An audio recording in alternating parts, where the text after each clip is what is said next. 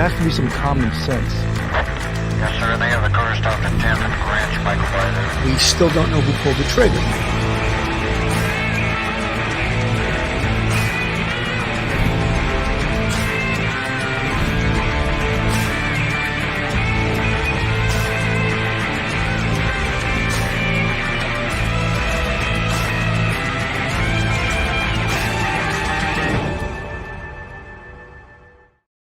Hello, everyone, and welcome to Police Off the Cuff, Real Crime Stories. I'm your host, retired NYPD Sergeant Bill Cannon, a 27-year veteran of the NYPD. Since this case has occurred last Thursday, the arrest of Rick Heuermann, it has so many questions have been answered, but so many new questions need to be answered. Every time the police do a new search warrant, every time they find out more information and it goes out to the public, people are concerned because right now it's only what he's being charged with, and I'll put the names of the victims up on the screen, is they call these four individuals, these four human beings, these four victims, the Gilgo Four, and that's Maureen Brainerd Barnes, Melissa Barthelemy, Emberlyn Costello, and Megan Waterman. However, people are also concerned there's way more victims in this incident, these incidents that go back to 2010. People are concerned, can they connect these cases to Rex Heuermann? And what are the police doing to connect these cases? And these are some of the questions hopefully we can answer for you tonight. I think that the police and the Suffolk County District Attorney have been tremendously transparent, more so than I would expect. In fact, I was a little bit shocked about how transparent and how much information they actually did give out during this case. Because many times in investigations like these, they like to keep the information, as we refer to it in law enforcement, as close to the vest. And in these incidents, they've readily given out the information. And as I said, more information than I've seen given out in almost any major case that I've been involved in. You might ask, why is that? Is that to allay the fears of the families of these victims, that we in fact have the right person, we in fact have the right man? This is a consideration. One of the things that I wanted to talk about also was the fact that, what is this post-arrest investigation going to be like? And, they sometimes indicate, oh, the case is now over, we got him. It's so far from being over that so many things now have to be checked out in this post-arrest investigation. You see the picture on the screen of them taking a file cabinet out of his home in Massapequa. The search warrants. What are the results of the search warrants? What were they able to collect in these search warrants? What did they get? What did they find out? What questions were answered? What new questions are being asked based on the fact that they've recovered hopefully more evidence? The fact that he had, it's unclear, between 200 and 300 guns. Does that have anything at all to do with this case? Or does it just tell us something more about Rex Heuermann?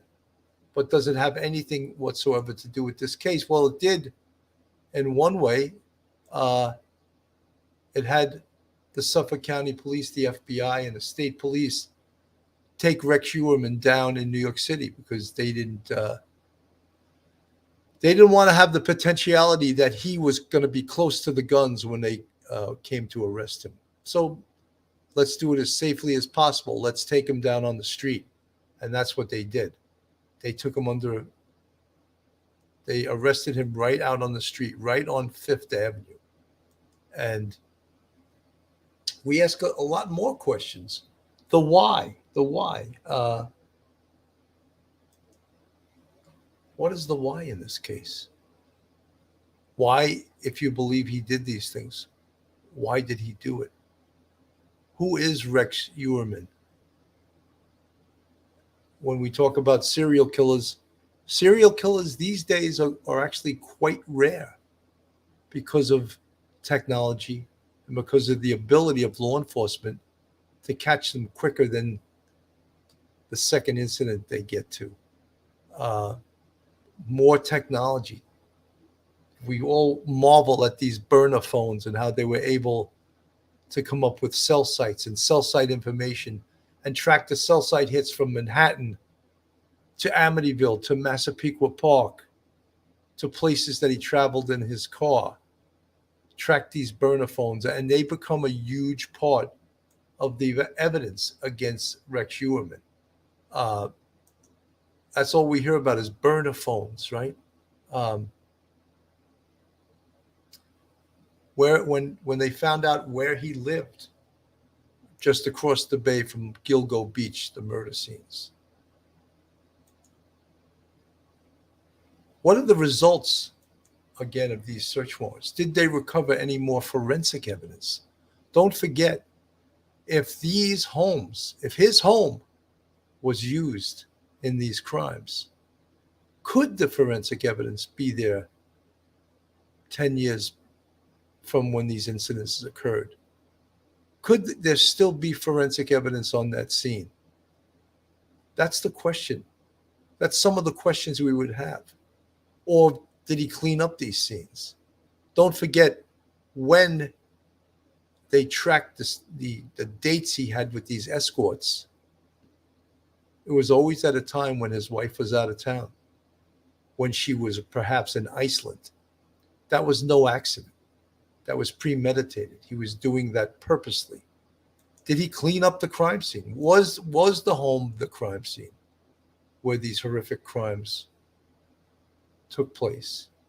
And was Gilgo Beach simply a dumping ground for Rex Heuermann's crimes, his alleged crimes, I would say? So all of these are questions we need to ask. The interviews today with the family members, I mean, you can either believe it or not believe it that the family knew absolutely nothing about this. Did they know absolutely nothing about this, or was this something that they're just feigning that they know nothing about this? Could you have a husband or a father that was in fact a serial killer and you not realize anything, not say anything or see anything in his personality that he may have done these horrific crimes? That's one of the questions I would ask. Developments in Long Island serial killer investigation. Search now expanding to a South Carolina property owned by the suspect. Officials are also looking at a possible connection to Nevada. Aaron Katursky has the latest. Good morning, Aaron. George, good morning to you. The search for clues has now taken police to locations in 3 states, and prosecutors say forensic teams are going inch by inch over each and every one. This morning, the investigation into Gilgo Beach serial killing suspect Rex Heuermann, now stretching from New York to South Carolina and Nevada. We're looking from beginning with molecular evidence such as, blood, hair samples, DNA, fibers, and all the way up. Police seizing this older model Chevrolet Avalanche at Heuermann's vacant lots in Chester County, South Carolina. The same kind of vehicle that an eyewitness told police he saw before one of the victims disappeared. Heuermann also owns a timeshare in Las Vegas, where police say they're now reviewing unsolved cases to see if he had any involvement. Heuermann is charged with killing 3 women he solicited for sex on Long Island. Their bodies were found wrapped in burlap in December 2010 along Gilgo Beach. Nikki Brass says Heuermann solicited her online around 2015 when she worked as an escort. I had a really, really bad feeling. Like my gut was telling me I needed to get away from him. At dinner, she says he asked her if she had heard about the Gilgo Beach murders, and to her, something seemed off. When he talked about it, he would speak in a they and hypothetical, but he had this smile on his face that made me really uneasy, and he had this glossed over look in his eye. She says she ended the date early. Until his arrest, prosecutors say Heuermann was living a double life, using burner phones and anonymous email accounts to arrange sex and search for child pornography, while raising a daughter and stepson and commuting into New York City for work. I'm an architectural consultant. I'm a troubleshooter, born and raised on Long Island. Heuermann appeared in this YouTube video a year ago discussing his firm that also employed his daughter. Records show Heuermann married in 1990, divorced 4 years later, and remarried. His lawyer called him a loving husband to his wife of over 25 years and an involved and dedicated father. And he entered a not guilty plea on Heuermann's behalf. I haven't heard anything about an eyewitness who saw anything. I haven't heard anything about a confession. The attorney told us he had not spoken to the family, but police say Heuermann's wife and children were disgusted and embarrassed when they learned what he was accused of doing. The ability to compartmentalize and live seemingly completely different lives is consistent with certain kinds of serial killers. These are individuals who are real psychopaths. Many of them are family men who are actually respected in their communities. Carrie Rawson was 26 when her father, the so-called BTK killer, Dennis Rader, was arrested in 2005 for serial killings in Kansas. After my father was arrested, I mean, it alters everything. It's just a massive impact. You're just along, you're riding these long waves of insanity, finding out all these insane things about what your father has done. It alters every little bit of your life. Police have spoken with the suspect's wife, daughter, and stepson and believe they did not know about their father's alleged double life. As the police commissioner put it, this wasn't a "we saw this coming" type situation. George. Oh, my. Amazing, right? How they just actually pull up other serial killers' families, like this is a serial killer support group or something. You know, it's baffling to me. But you know, what signs though in Rex Heuermann's personality existed that showed that he was this serial killer? Were there signs? And again, let's get back to where is the investigation going now? We talked about interviews with family members. How about keeping this story in the news for very specific reasons? Because there are people out there who've had contacts with Rex Heuermann. So keeping this story out there is the only way to get these people to come in. Do we have other missing persons? Do we have people that had encounters with him? Canvassing of the neighborhood. You've seen a lot of the neighbors coming up and saying, oh, he was an unfriendly guy. We hated his house, you know, things like that. It was a mess, his house. But no one with anything substantial that can say, oh, he did this or he did that of a criminal nature. We're not hearing that so far. But we need to keep the pressure on. We need to keep, as I said, the story out there. Because there is other victims in this case, bodies that they have already from the Gilgo Beach area. But I think there's other bodies, other victims that have yet to be found that are connected with this case. And that's the disturbing thing is that there is no doubt other victims. And when we talk to other people involved in this case, other investigators, the Suffolk County Sheriff's Office, they talk about victims that were incarcerated at the Suffolk County Jail in regards to this case. And let me play a little bit of this right now. This is the Suffolk County Sheriff. For years. One of the things that we realized pretty quickly was that we thought that we had the person. I think when we started looking at the evidence that we were starting to gather against him, we realized pretty quickly. In the interview, Toulon provided new details in the murder case, revealing 2 former Suffolk County inmates had a close call with the accused serial killer, who officials say reached out to escorts in the weeks leading up to his arrest. There were 2 persons in our custody that he had actually reached out to, but never actually made any physical contact. Called them by cell phone, spoke to them, but that was as far as it went. Last week, officials announced the arrest of 59-year-old Rex Heuermann, who they say is responsible for at least 3 of the Long Island serial murders dating back to 2010. You know, I'm standing here with my law enforcement partners in the Gilgo Task Force to announce the indictment of defendant Rex Andrew Heuermann, 59 years of age. In all, 11 sets of remains have been recovered in the Gilgo Beach area of Suffolk County, New York. Right now, Heuermann faces charges in the murders of Melissa Bartholomew, Megan Waterman, and Amber Costello, who were working as escorts at the time of their murders. But Chulon tells Law and Crime Network Heuermann could soon face charges in the murder of additional victim, Maureen Brainerd Barnes. There are certain times where we have evidence, but evidence to be brought to court to be able to charge someone and hold someone for a crime is a little different. So we want to make sure, and the district attorney and the police commissioner have been very methodical in our approach in addressing this and wanting to make sure that we were pretty concrete with everything that we presented to the courts, that we can hold this one and there was no technicalities. Chulon credits a multi-department task force comprised of officials from the Suffolk County Police Department, Suffolk County Sheriff's Office, New York State Police, and the FBI with tracking down Heuermann and gathering an abundance of evidence against him.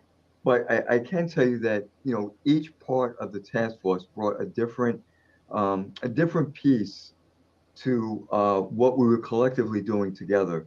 And so I think that was probably the success and the expediency of how a suspect was arrested and in custody right now. After the first sets of remains were discovered more than a decade ago, Chulon says a task force was established but quickly disbanded. There was a task force with the FBI on it, joint with the Suffolk County Police Department.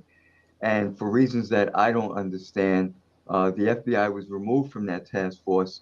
And clearly the case went stagnant for so many years until the current district attorney, the current police commissioner, myself, and also the New York State Police and the FBI were able to work together collegiately to really make sure that we can do our best to really solve this case and at least bring a suspect into custody. When a new task force was created in February 2022, Chulon says they weren't sure what to expect. We didn't know what we were walking into at the time, but more importantly, how can we solve this now? But just weeks after the task force came together for the first time, investigators identified Heuermann as a prime suspect in the case. One of the things that we realized pretty quickly was that we thought that we had the person. I think when we started looking at the evidence that we were starting to gather against him, we realized pretty quickly. So the biggest thing that we needed to do was really to be able to go to a court of law and say that this is the reason why, with the evidence that we have, we've arrested Rex Heuermann, and we believe that he is the Gilgo killer in at least 3 of the murders. But it was more than a year before Heuermann was taken into custody. Folks, a lot of people are asking that, and a lot of people are questioning the investigation as to, I believe it was 2010, and I'll give you the exact date actually. It was September 1st to September 2nd, 2010, that Rex Heuermann called Amber Costello and went to her home, again, her being a sex worker, to meet her. And apparently at that time, he was scared away by her boyfriend, and he had already actually paid her, which of course was a huge bone of contention with him. But during that date and a subsequent date after that, where Amber Costello, in fact, disappeared, someone identified the Chevy Avalanche. That was when we first heard about that Chevy Avalanche and this huge man that was 6'5", 280, 300 pounds, whatever you think. So that was in 2010. So many people are asking now, if they had that car identified in 2010, why did it take all these years to solve this case? And I think probably the answer to that lies within technology and the burner phones that they had information on it, but perhaps they did not link those burner phones to Rex Heuermann until years later, when, of course, they had the DNA that identified him. They had several burner phones that kept coming back to Massapequa and to that near his office in New York City on Fifth Avenue. It may have taken them that long. However, in 2022, when they put this task force together, that is when they identified Rex Heuermann and the Chevy Avalanche. And just recently, we've learned that there are two Chevy Avalanches. One, which is probably the vehicle that he used to commit the crimes in, and that was recovered down in South Carolina on property that he owns. So it gets a little more complicated, but you folks out there, ask the questions. You're right, ask those difficult questions. If the police had this information in 2010, why did it take 13 years to identify Rex Heuermann? These are some of the questions that everyone naturally will ask. The media is already asking these questions.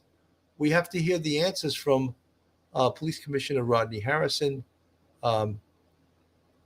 perhaps Suffolk District Attorney Tierney, and get some answers to this, because those are very, very interesting questions. That took a lot of time. That's not something, this isn't a Law and Order TV show where it's going to be solved in an hour. This took many, many hours, many different agencies that had to learn how to talk together to see what valuable pieces of information could be gathered by each agency that could be part of this entire investigation. The investigation took so long, partly because of the large amount of vital evidence gathered. Court documents show more than 300 subpoenas, search warrants, and other legal processes were used to collect evidence in the case. There have been many search warrants that have been executed, which could hopefully help us lead us to more evidence in the three that he's currently under what he's charged for this arrest, the one that's pending, and if there's any other connection to any other murders, we will then be able to charge him on those also. Speaking to national news outlets, the Suffolk County Police Commissioner said investigators found an arsenal in a vault of Heuermann's basement, complete with more than 200 guns. Other news outlets report investigators retrieved a life-size doll, the portrait of a woman with a bruised face, and Playboy magazines. Toulon says he can't comment on the items recovered from Heuermann's home because the investigation is still ongoing. All of that is still speculative and really has not come into play where we're looking at, the evidence coming out still has to be examined from a forensic perspective. But of the items collected during the investigation, Toulon says the recovery of Heuermann's DNA is invaluable to the case. And once we were able to get some DNA evidence, which we were able to get off the pizza crust, and the box, pretty much solidified that we actually had the right person. According to court documents, investigators recovered a pizza box Heuermann threw away in January 2023. Folks, we have spoken about that on other cases, specifically Brian Koberger, how the police will surreptitiously obtain DNA through a discarded item. And in this case, it was a pizza box where they would have gotten the DNA from was swabbing the crust that was probably in Rex Heuermann's mouth for saliva. The saliva contains DNA. That is, in fact, what they did. They connected the swab to the hair follicle they had on one of the bodies, and that's how Rex Heuermann was identified. In addition, 3 hairs of his wife's were on some of the victims' bodies, and initially her DNA was first identified. And you may ask, well, is the wife involved? It doesn't mean she's involved. What that means is that either they were in their house and her hair was in the house, or that Rex Heuermann had the hair on his body and transferred it to the victims' bodies. So this is how these cases work. We talk about Locard's principle of exchange, where two bodies come in contact, they will leave something of one on the other and vice versa. Same thing with going into a crime scene. If you go into a crime scene, you bring something with you from the outside, you take something with you from the crime scene. And that's why they try to keep crime scenes as pristine as possible so as not to get contaminated. Suffolk County Crime Lab analyzed a piece of leftover crust connecting it to Heuermann. Investigators also found hairs, likely belonging to both Heuermann and his wife, on the bodies of multiple victims. Officials also confirm his wife was out of the tri-state area when multiple murders were committed. There is a possibility of transference if he hugged his wife and a piece of her hair was to get on his clothing, and that happened to be the clothing he used when he committed the murder. You know, it just creates the higher probability that he is the killer, because if his wife is out of the country on the days that the crimes were committed and her DNA is at the crime scene, which can only be attributed to him with his DNA also, makes it more probable that he is obviously the most clear suspect in this case. In addition to the DNA collection, Toulon says Heuermann's use of burner phones stood out immediately. You know, there was a box created in that Massapequa area where the phone calls were going to sex workers. Then we were able to look at a second box and where his employment was, and we're still getting those same sex workers, the same burner phones.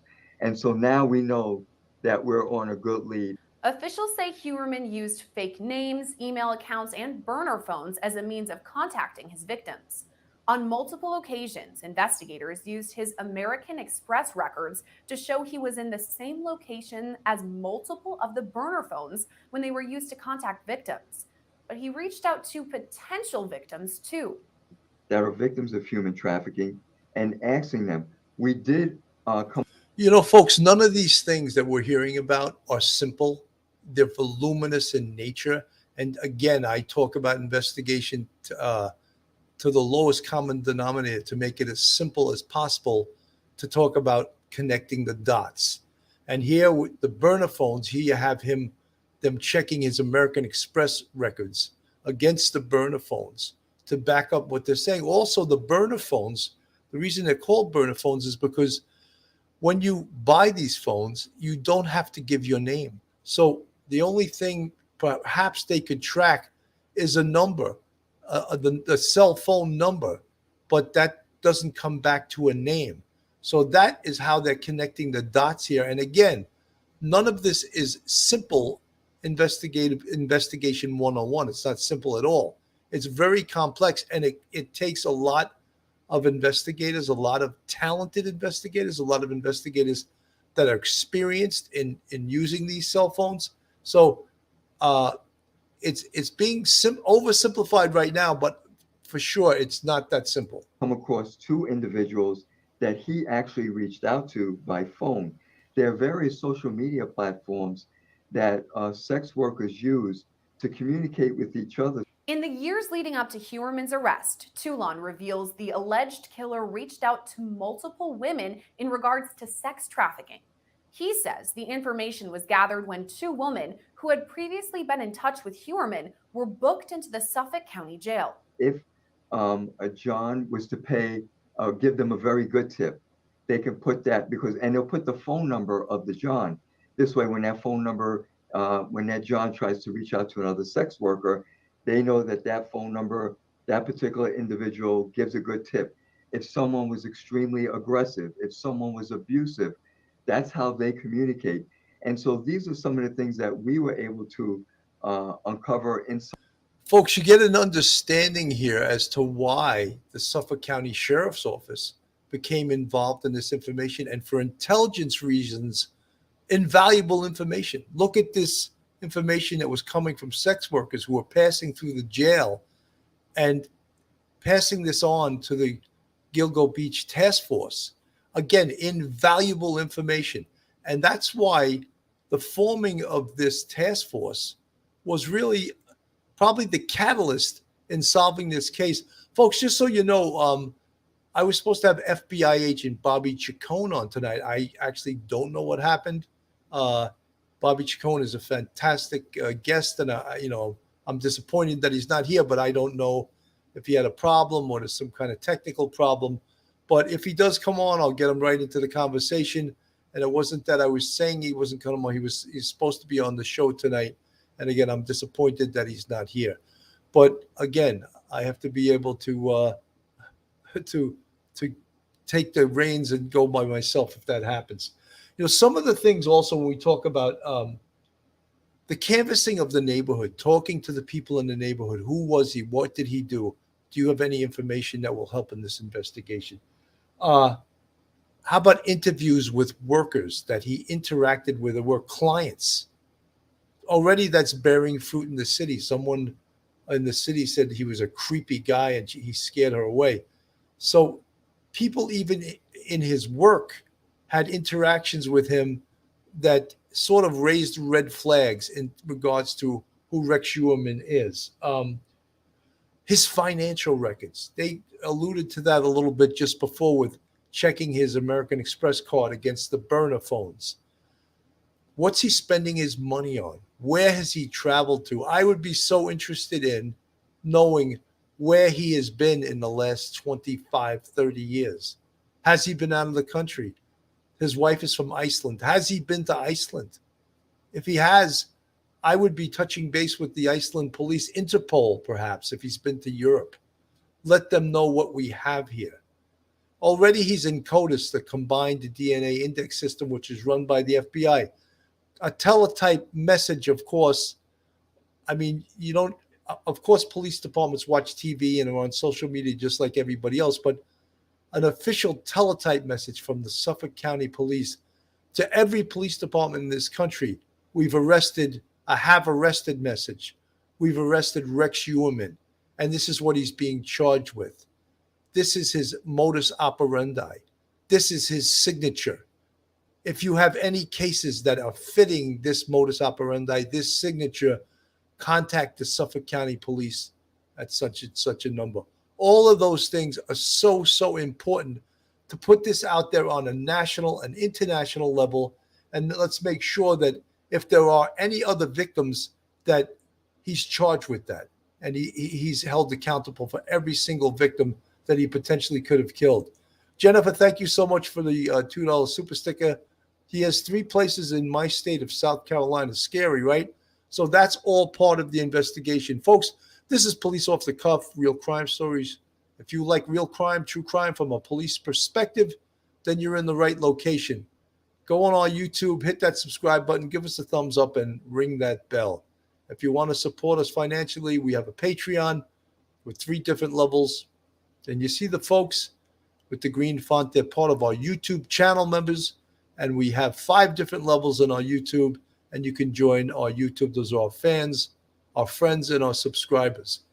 So a financial checks will tell us a lot. Someone in the chat asked something about a DMV check. A DMV check, yeah, that's like an investigative checklist thing for anyone that does homicide or any other major investigations. You would do a DMV check to find out what vehicles the target person currently owns and do a historical check. Take a look and see all the cars they own during their entire life, which that information is available. That also can be invaluable information. As a result, I think they did through the state police, they did what's called a lawman check. And I think that's how they found out about the Chevy Avalanche that he owned in 2010 that was described on the scene of the Amber Costello case of when she went missing, a large man owning a Chevrolet Avalanche. So as I said before, they had this information way back then, and people question, well, why didn't they do anything about it then? And we'll find out. Potentially it could have something to do with the technology, and they weren't able to marry up the burner phones with the vehicle and with the clients at that time. Side of our facilities, working with the victims of human trafficking. There were 2 persons in our custody that he had actually reached out to. but never actually made any physical contact. Called them by cell phone, spoke to them, but that was as far as it went. Toulon says this information was used as evidence in Heuermann's arrest. When Law and Crime Network reached out to the Suffolk County Sheriff's Office for more information about the former inmates and a timetable of their relationships with Heuermann, officials said the information could not be released as the investigation is still ongoing and either former inmate could play a part in future court proceedings. In the months leading up to his arrest, Toulon says Heuermann continued to look up escorts. We do know that he was frequenting sex workers very close to when he was arrested. So, you know, this is someone that really has some depravity in his being.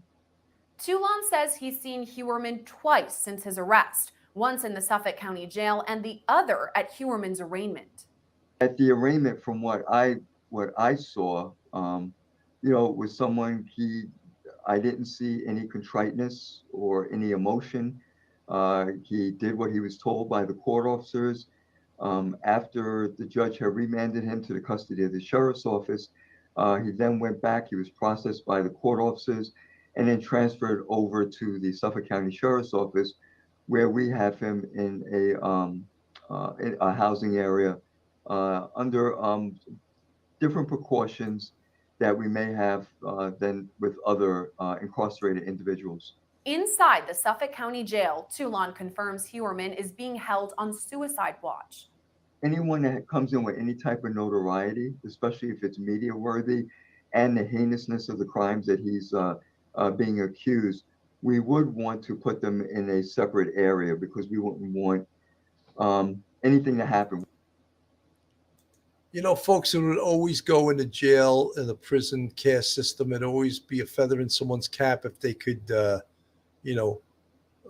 stab the Gilgo Beach serial killer or the alleged, and that's the prison care system. Irene Mino, thank you so much for the, I don't know what denomination that is, the P125, whatever it is. Thank you so much.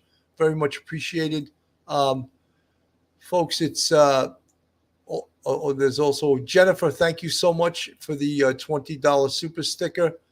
Talking about the Chevy Avalanche was found in South Carolina at one of his places.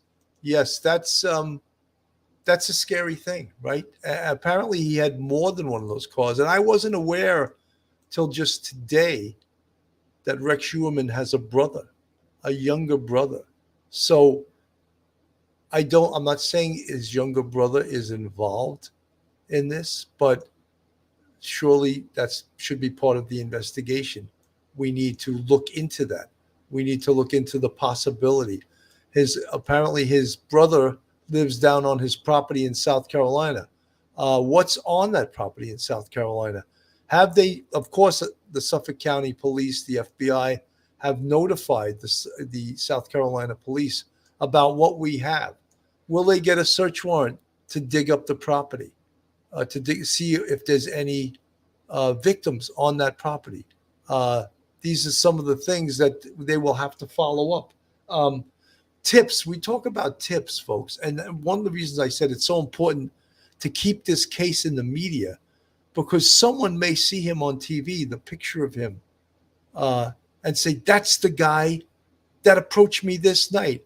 All of those things can help tremendously with this investigation. And that's why I say this investigation is so far from being over. It's not even close to being over.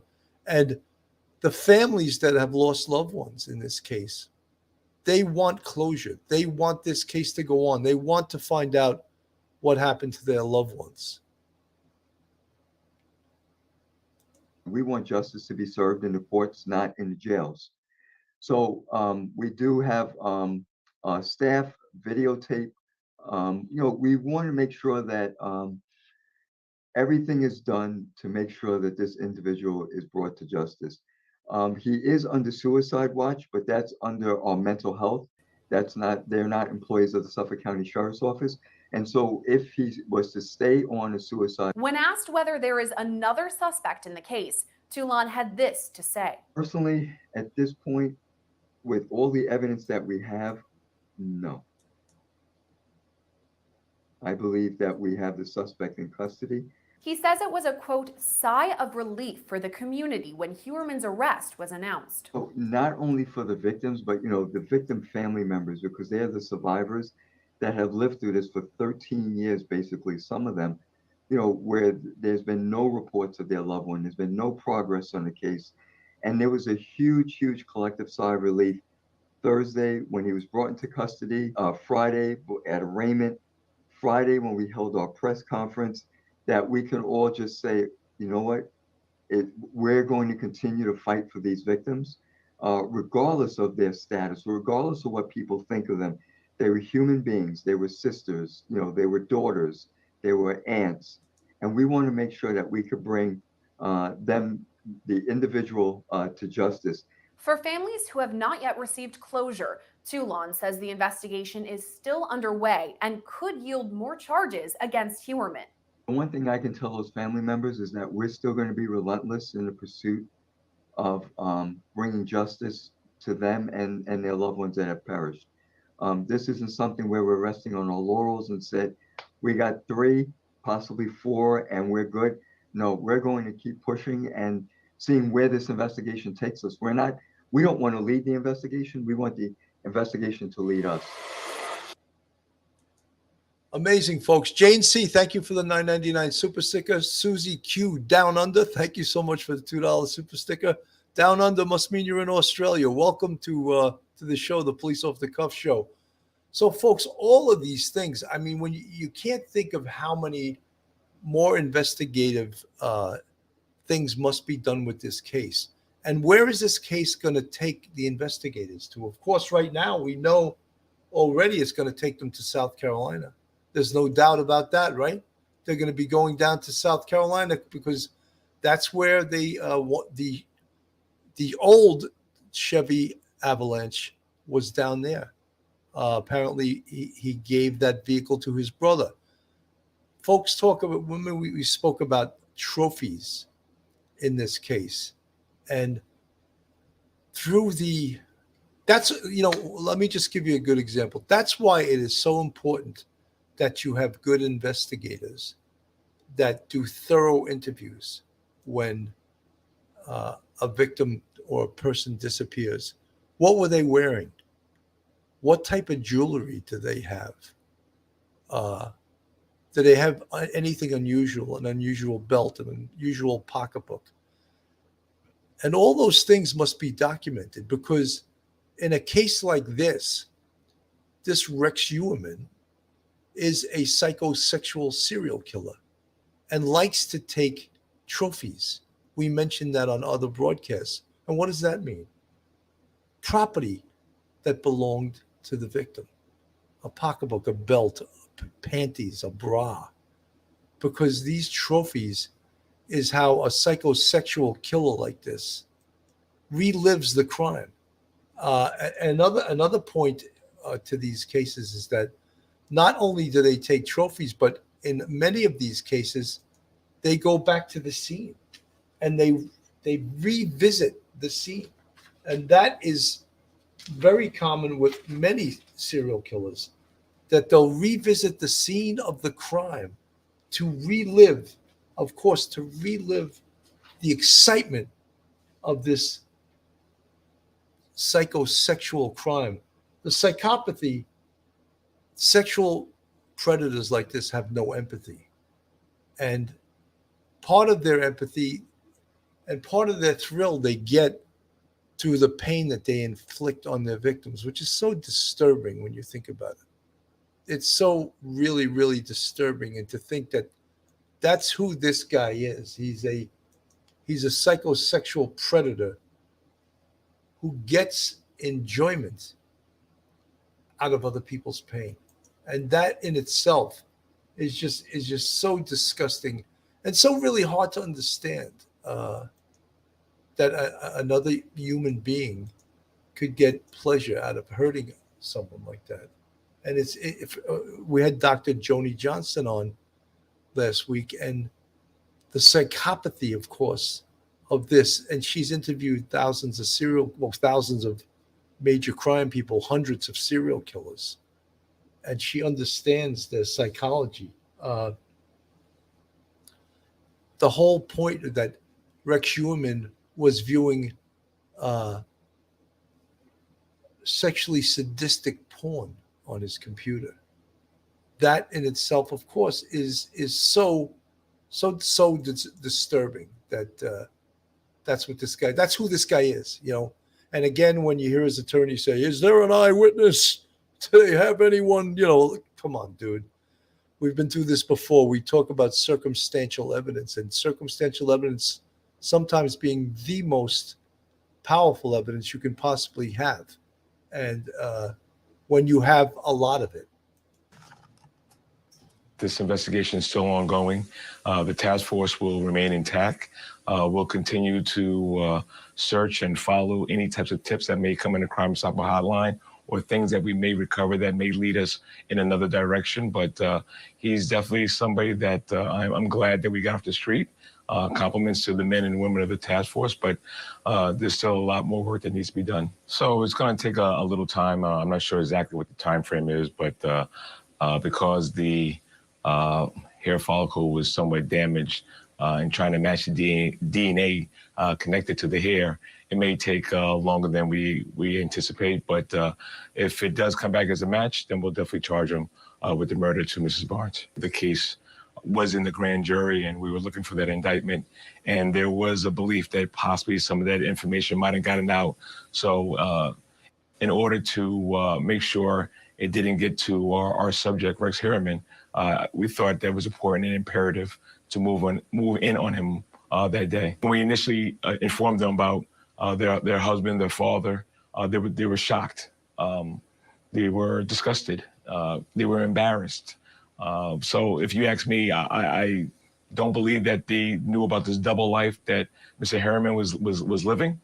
But time will tell. And once again, there's still a lot more questioning that needs to be done to the family, to friends, taking a look at some of the calls that are coming in and seeing what information we could gather to see if the family might have known exactly what Mr. Heuermann was up to.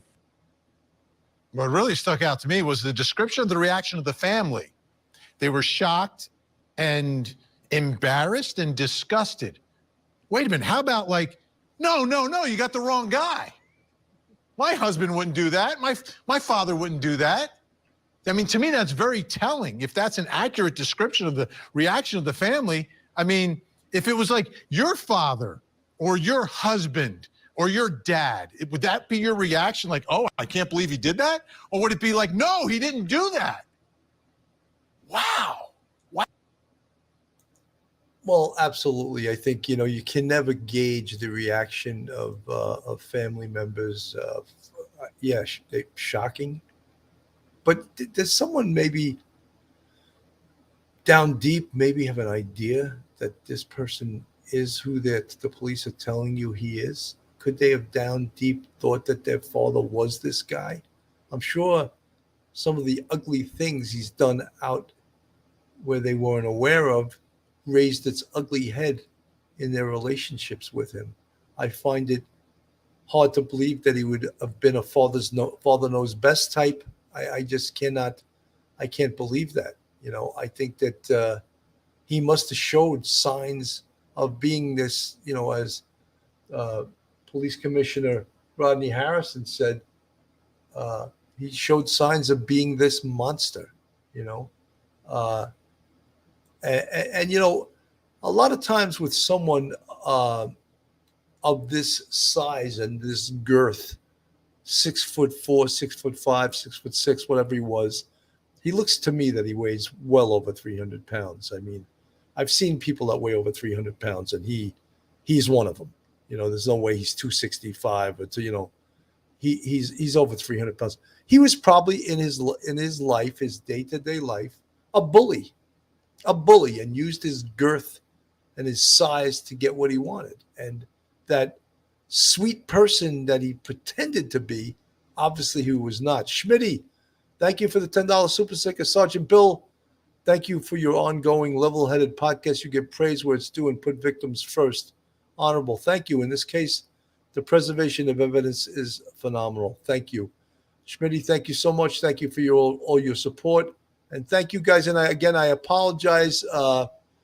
Lieutenant Peter Pranzo, I believe some family member, friend, or coworker knew something. Lieutenant Pete, I happen to agree with you. Folks, I apologize. Bobby Chacon, the FBI agent Bobby Chacon, was supposed to come on tonight. I don't know what happened. And I hope he's okay. I hope there was no kind of emergency that he had. But I have to be prepared and be able to, the show must go on, as they say. And Bobby's not here. Now, hopefully I'll be able to get him on another night. And as I said, I hope nothing untoward happened, and I hope he's okay. I want to talk about also the evidence. And that's when we talk about these cases, what is so important, of course, is the evidence. And his wife's DNA was found on 3 of the victims' bodies, as per a hair, like a single hair fiber, mitochondrial DNA to identify that. And then once that's identified, now what do? They surreptitiously, and I love that word, they surreptitiously collect Rex Heuermann's DNA. And why do they do it surreptitiously? Because guess what? The same reason they opened up a grand jury. They wanted it to be secret. They did not want him to know that they were onto him. So they surreptitiously collected the pizza box after he threw it out. And why do they do that? No search warrant is needed. When you throw something out, that's it. You have no expectation of privacy after that. They took the pizza box, they swabbed the crust inside the pizza box, and boom, it was Rex Heuermann's DNA that they compared against another hair follicle that was on one of the victims' bodies. Can any defense attorney on this earth explain how that got there? How that hair fiber got on these victims? Or the one victim, if it was Rex Heuermann's DNA. Is there a defense attorney on this earth that can explain that? That was taken off and collected and invoiced and properly collected by an investigator and secured and held in a place that would preserve the evidence for all these years, and then matched up against the alleged killer, Rex Heuermann. Is there a defense attorney on this earth that can defeat evidence like that? I think not. Cell phone calls made from a burner phone to the victims were traced to his office. You think that's pretty powerful? And again, when we talk about the preponderance of evidence, the amount of evidence, connecting the dots of the evidence, circumstantial evidence, that from which inferences are drawn is the definition of circumstantial evidence. That from which inferences are drawn. Circumstantial evidence, defense attorneys would argue, it's circumstantial, as if they're going to impeach that evidence. It's not strong because it's circumstantial. But defense attorneys know this too. You're right. Maybe one piece of circumstantial evidence, I can argue that. But when you have truckloads of circumstantial evidence, truckloads of physical evidence, you think they're going to argue that, that's not important. That doesn't implicate my client. He was somewhere else when this occurred. A call made. This is what we were talking about how he is a sexually sadistic serial killer. A call was made to one of the victim's sisters after she died and was traced to his office using the victim's phone. Do you think that him being in possession with the victim's phone and making that call from the vicinity of his office, you think that's not strong evidence? Do you think that phone that he had of one of the victims, and he had 2 cell phones of the victims, one of each victim, do you think that cell phone was not a trophy to him? You better believe it was. Of course it was a trophy. And do you think he got off on that? Inflicting pain on the sister of one of his victims? using the cell phone of the victim? You bet. You bet he did. And that makes you look at this man as Suffolk County Police Commissioner Rodney Harrison said, this monster, you know. And that's what he is. He's a monster, you know. And do most of you believe that are listening to this podcast, most of you believe that have been following this case, that Rex Heuermann is responsible for all of the victims in the Gilgo case? Are all 10 of the victims connected to Rex Heuermann, or do you think there's someone else involved? It's really too early to tell. And that's the great thing when I listen to Rodney Harrison. He has such patience. He has such faith in his investigators that they're going to get to the bottom of this, you know. And that's the interesting thing in this case, is that this task force put together with professional investigators. He even, from what I understand, Police Commissioner Harrison even pulled in a retired detective that had worked on this case earlier and brought him in. How great was that? Do you think the retired detective appreciated that? Bring me in. I know a lot about this case. Beautiful. Come on in. Yeah, we want you to help us out. Listing his address in the so-called box here, Massapequa Park, where all the cell calls were being traced. Rex Heuermann is a demon that walks among us, a predator that ruined families. But there is more work to do. Other victims not linked to Heuermann, their families also at court today, without closure, but hopeful. Full justice is all the cases being closed. There needs to be far more investigation, and maybe the dam will have broken with this fellow. And remember, there are at least 6 other Gilgo victims. Investigators have long believed there could be more than one killer. But as for today's indictment, 6 counts of murder, each one punishable by a potential sentence of life in prison without parole. Folks, just so you know that each, they indicted him for three murders, 3 counts of murder first degree and 3 counts of murder second degree. And you might ask, why would they do that? Well, in case they can't prove murder first degree, they have murder second degree to fall back on. So that's why they do that. So 3 counts of murder first degree and 3 counts of murder second degree. The judge telling Heuermann he'll be held without bail. In Riverhead, I'm Stacey Sager, Channel 7. Eyewitness News. We had been hearing for the last maybe year and a half, 2 years, that the investigation had been jump-started with the assistance of the FBI, which has much more sophisticated DNA matching capability and cell phone tracking capability than the Suffolk Police Department was able to bring to bear.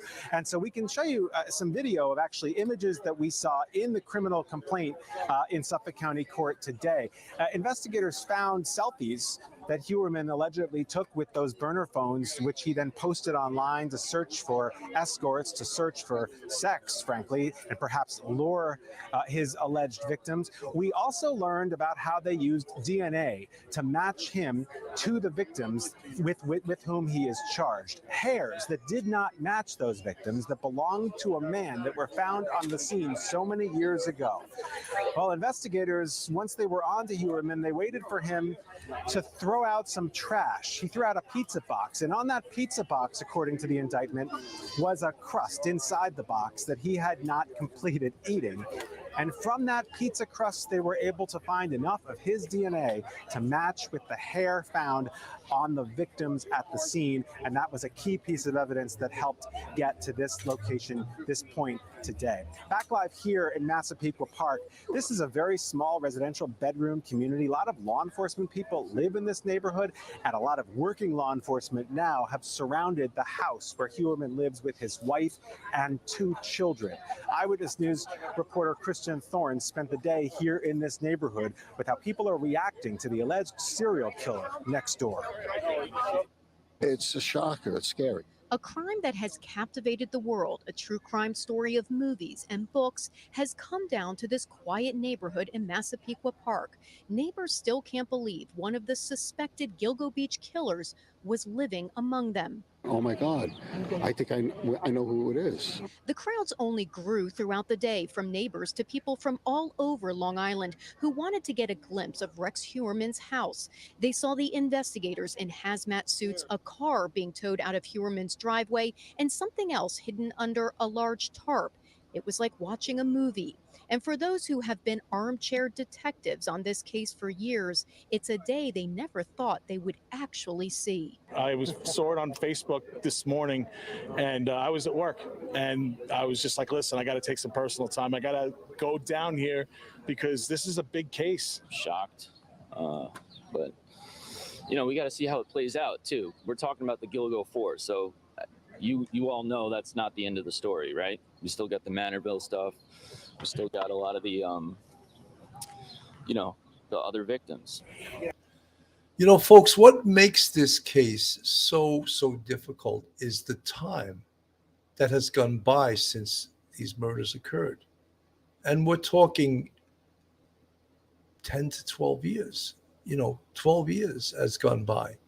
So not easy to put this stuff together. And the fact that they have put this together, and the fact that they have forensic evidence, the fact that they have DNA, the fact that they have burner phones tracked, all of these things are unbelievable.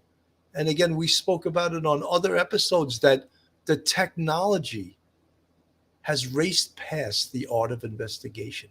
So the science, as if you watch my show, I always talk about how investigation is an art and a science, that the science has raced past the art of investigation, helping the police to come up with a suspect, come up with an arrested person in the Gilgo Beach serial killer case. Now, the case is not over because they have to keep working on this case to solve the other bodies that are at that location. And yet he is correct. While we know that Rex Heuermann is considered a suspect in several of these murders, he is not in all the other human remains that have been found at Gilgo Beach throughout the years. So the mystery around this case will continue. In Massapequa Park, I'm Kristen Thorne, Channel 7 Eyewitness News. And that's a key point that Kristen just made there. There were, in the end, actually 10 sets of human remains discovered along the Ocean Parkway. And very early on, investigators, and we could show you video from back then when we were there watching them search both sides of the parkway. Early on, investigators were telling us they believed this was the work of at least 2 different distinct people. That's because one set of human remains, actually the remains found first, were basically completed sets of remains wrapped in burlap. The rest of them, that was 4 women. The other 6 victims were in much more of a sense of disarray, were scattered much farther across Ocean Parkway, and had obviously been there for much longer. So in this case, Heuermann is charged only with 3 of those first 4, the 4th likely to be added in the future. But it does speak to how complicated this investigation has been, and that has not been helped by corruption at the top of the Suffolk County Police Department, which significantly delayed progress here for years. Eyewitness News reporter N.J. Burkett has a look at the history of this gruesome case. All 4 bodies were found in heavy brush within 500 yards of one another, dumped over the course of 18 months along a remote stretch of Ocean Parkway, 40 miles from New York. Detectives believe it happened in the middle of the night, that the killer chose the same desolate location each time, pulling onto the shoulder, switching off his lights, and dragging the body out of his vehicle, dumping it no more than 25 feet off the roadside. It would be several years before the first body would be discovered. A wider search revealed 3 others, all women, bound with tape or leather belts and identified through DNA. All had disappeared between 2007 and 2010. In the months that followed, more bodies would be recovered in the brush farther west, a total of 8 women, a man, and an infant. Prosecutors have charged Rex Heuermann for the murders of Melissa Barthelemy, Megan Waterman, and Amber Costello, all sex workers. And investigators say he is the prime suspect in the murder of the fourth, Maureen Brainerd Barnes. Investigators say the technology and the expertise of the FBI are what cracked the case. ABC News contributor Rich Frankel is a former FBI special agent in charge. What do you think investigatively made the difference, Rich? So I think it was the analytics and the forensics. But for years, the FBI was kept out of the case. Frankel blames former Suffolk Police Chief James Burke, who was later indicted and convicted in an unrelated corruption case. He was, I think, the biggest hindrance to bringing the FBI in. We'd asked to go in and we were denied. Do you think this case could have been solved sooner?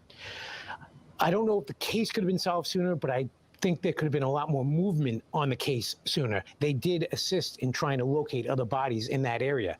So there was some work being done, but the problem was that once we did the work and handed it over to the Suffolk DA, we never got it back. N.J. Burke at Channel 7, Eyewitness News.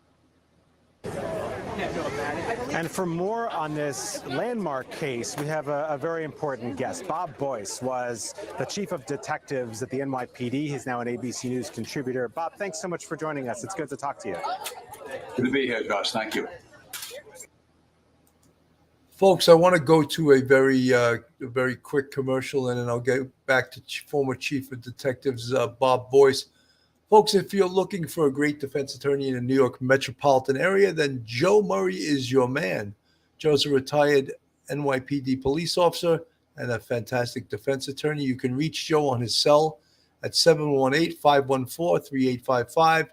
Email him at joe@jmurray-law.com or go on his website, jmurray-law.com. And Joe is also a huge supporter of the Police Off the Cuff podcast, and we really appreciate everything Joe has done for us. Then we go back to Chief Boyce, and then we'll hear what he has to say. So, and we're on a bit of a delay because we're both out of the studio, so everyone forgive that. But I'm curious what your first reaction was when you woke up this morning and you heard the news. Was this a surprise to you that they finally made this amount of progress? I was surprised, but I wasn't shocked. I know that Commissioner Harrison had created a task force, fresh eyes, as he called it, on the investigation. This case turned very few weeks into the task force when the trooper did the lawman search that identified the car, the perpetrator's car, and that brought them to the house. They identified some more information on the car itself. There's an ornamentation on the car. So they had their name early on. Now you build a case around that. They had a subject and they moved forward on it. Great job by the commissioner. Great job by the task force. Kudos to them. Now I'm wondering, that house behind you, Josh, I have a little concern about that too. Where did this man commit the crimes? Where did he bind these women up? That's my point when I look behind the house behind you. It's a great question, Bob, because one of the things that we learned in the criminal complaint today is that they have cell phone records that show that the suspect's wife was out of town at the times that he was involved with the women who ended up dead on the side of Ocean Parkway. So would that be would that be a reason why they've been there all day? They're looking for forensic evidence. And how long would that potentially last? It's been 12, 13 years. It's different. It's my point exactly. That where did this happen? He met them. The burner phones with key information that helped to the FBI. But that trooper's thing, get him to that front door, that individual, getting that car back. And looking at there. So they'll take their time. They're going to look to see if this, all of his accounts, is what he bought online. This man led a secret life, and you have to really expose that secret life with all these things he was doing, especially those purchases that forwarded this, the burner phones, how he taped people up to burlap. That's all key stuff here. See what they find in that house in the next couple of days. Folks, I'm gonna leave it at that. There's so much more to this investigation. We're going to be covering this case, following through. That was former chief of detectives of the NYPD,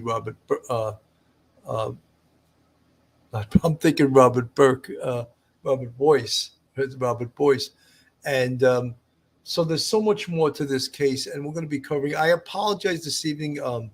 FBI Agent Bobby Chacon was supposed to be on the show. Something may have occurred. He couldn't make it, but so I I had to, as they say in showbiz, the show must go on. Thank you guys so much for tuning in tonight. As I said, we're going to stay with this case. There's going to be more happenings. There's going to be more things that they uncover, more parts to this investigation. This is Police Off the Cuff, Real Crime Stories.